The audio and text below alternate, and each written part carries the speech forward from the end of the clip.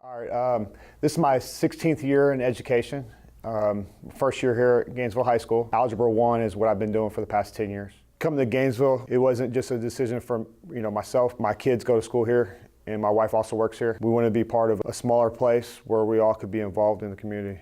I think when you walk into his classroom, you're going to see students doing. You're not going to see students sitting and getting, and I think that's incredibly important. They enter that room excited to learn, and they leave that room having learned something different that they can instantly apply to the life outside of that classroom.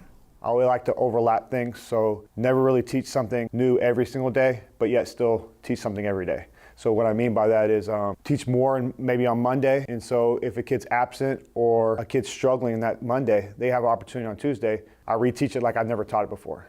And so by the end of the week, and we just kind of layered it, big picture to small picture and then back to big picture. As he listens to how they are communicating the steps, he's anticipating how can I provide feedback. He doesn't just tell them here's the answer, he says, well, what could you do differently? And by doing that, he's allowing them to take ownership of their learning. One of my big things is whiteboards.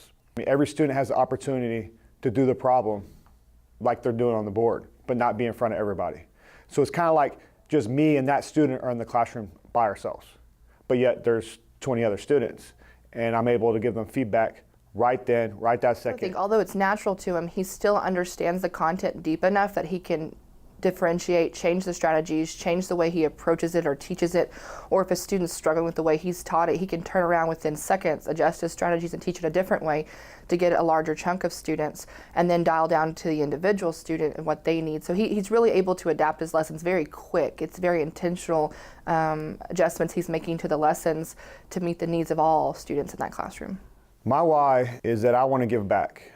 I had a tough childhood, and I was misunderstood. And I know there's a lot of kids that were misunderstood. It's to try to figure out what is the student's intention. Sometimes their intention isn't what's actually seen.